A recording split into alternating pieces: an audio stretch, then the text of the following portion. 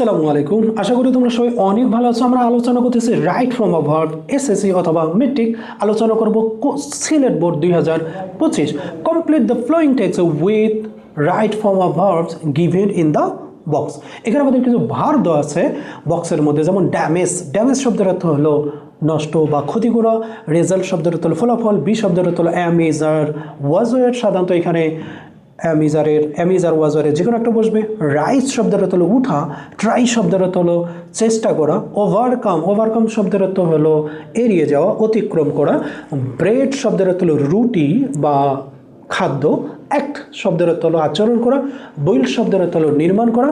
Compare শব্দের অর্থ কি তুলনা করা। সো আমরা যদি এখানে দেখি ওয়ার্ডগুলোকে, রাইট ফ্রম আ ভার্বগুলোকে, সুতরাং আমাদের এই রাইট ফ্রম আ ভার্বটা সাধারণত প্রেজেন্ট টেন্সের একটা কনটেক্সট, যার কারণে সকল রাইট ফ্রম আ ভার্বগুলো কী হবে, প্রেজেন্ট টেন্সারে আমাদের কী করতে হবে, নির্ণয় করতে হবে।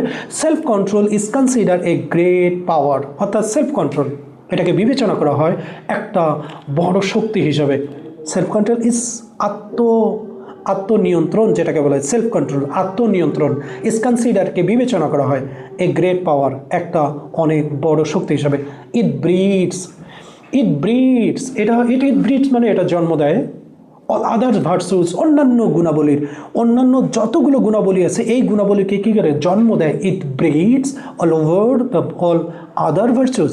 এবং আমরা যদি দেখি এখানে ব্রিড শব্দটা হলো ভার্বের প্রেজেন্ট ফর্ম এবং উপরে আছে আমাদের ব্রেড। আমরা এখানে ব্রিড শব্দটা ভার্বের প্রেজেন্ট ফর্ম এবং তার সাথে কি যুক্ত হয়েছে, এ যুক্ত হয়েছে। Many usually act on impulses and strong desires. মানুষ সাধারণত কী করে, মানুষের সাধারণত কী আছে, আবেগ আছে, আবেগ। Man usually acts. এখানে আমরা যদি দেখি যে অ্যাক্টের সাথে এস বা ইয়ের যোগ আছে, আমরা জানি এটা আছে থার্ড পারসন সিঙ্গুলার নাম্বার, যার কারণে মূল ভার্বে শেষে কি যুক্ত হয়েছে, আমাদের এ যুক্ত হয়েছে। Man usually acts on impulses and strong desire. মানুষ সাধারণত আবেগ এবং প্রবল ইচ্ছার দ্বারা কাজ করে। Man usually acts on impulses, আবেগ, অ্যান্ড স্ট্রং ডিজায়ার, শক্তিশালী আকাঙ্ক্ষা। ভিসিয়াস ডিজায়ার্স মানে অশুভ বাসনা। Damage the purity of heart, অর্থাৎ হৃদয়ের যে পবিত্রতা আছে এটাকে কী করে ক্ষতি করে। অ্যান্ড মাইন্ড, মনকে। রেজাল্টিং, ফলাফল নিয়ে আসে। In the degeneration of human nature, অর্থাৎ মানব প্রকৃতির কী ঘটায়, ডিজেনারেট করে, অর্থাৎ অবনতি ঘটায়। সো আমরা যদি এখানে দেখি যে আমাদের পরে যে আমাদের ভার্বটা ব্যবহার করছে রেজাল্টিং, এটা কিন্তু সাধারণত একটা ইনফিনিটিভ প্রেজেন্ট পার্টিসিপল ভার্বের আইনযোজক। Vicious desire damage the purity of heart and resulting in the degeneration of human nature. It is self control, এটা আত্মনিয়ন্ত্রণ। That can help a man, যেটা কী করতে পারে, একজন মানুষকে সাহায্য করতে পারে।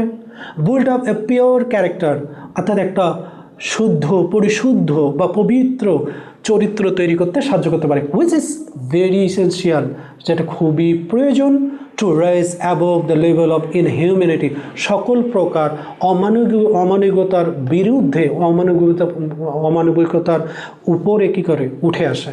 Nothing can be compared two self control, অর্থাৎ কোনো কিছুকে ব্যাখ্যা করা যেতে পারে না, তুলনা করা যেতে পারে না টু সেলফ কন্ট্রোল, আত্মনিয়ন্ত্রণের সাথে। টু ওভারকাম ইনহিউম্যানিটি, অর্থাৎ অমানবিকতাটাকে কী করে পার হওয়ার জন্য, অর্থাৎ এটাকে উত্তীর্ণ হওয়ার জন্য। সো এভরিবডি শুড ট্রাই, তাই প্রত্যেকের উচিত হলো চেষ্টা করা টু বি সেলফ কন্ট্রোল, আত্মনিয়ন্ত্রক হতে। সো এখানে আমরা যদি দেখি শুড ট্রাই, এটা হলো আমাদের মোডাল অর্গান ভার্ব, অত অবশ্যই আমাদের কোনো কিছু কাজ করা উচিত ছিল বিধায় ব্যবহার করা হয়েছে আমাদের শুড, এবং ট্রাই হলো মূল ভার্বের প্রেজেন্ট ফর্ম। আমরা যদি দেখি যে এই পুরো কনটেক্সটার ভার্বই কিন্তু প্রেজেন্ট ফর্ম। এখানে ব্রিডস, ভার্ব শেষে এস বা ইয়ের যোগ, সাবজেক্ট থার্ড পারসন সিঙ্গুলার। এরপর হচ্ছে ড্যামেজ, ভিসিয়াস ডিজায়ার্স, এটা কিন্তু আসলে আমাদের প্লুরাল সাবজেক্ট, যার কারণে এস বা ইয়ের যুক্ত হয়নি। এরপর রেজাল্টিং, এটা কিন্তু আমাদের ইনফিনিটিভ, আসলে সেন্টেন্স সিম্পল, যার কারণে ভার্বের আইনযোজক। এরপর হচ্ছে can help a man build, এটা হলো ইনফিনিটিভ বিল্ড, কারণ এখানে ক্যান হেল্প একটা ভার্ব আমাদের আছে ফিনেট, এবং পরের ভার্বটা কী হয়েছে, বিল্ড ব্যবহার করা হয়েছে, এটা হলো ইনফিনিটিভ টু প্লাস মূল ভার্ব, যার কারণে এটা হলো বেয়ার ইনফিনিটিভ।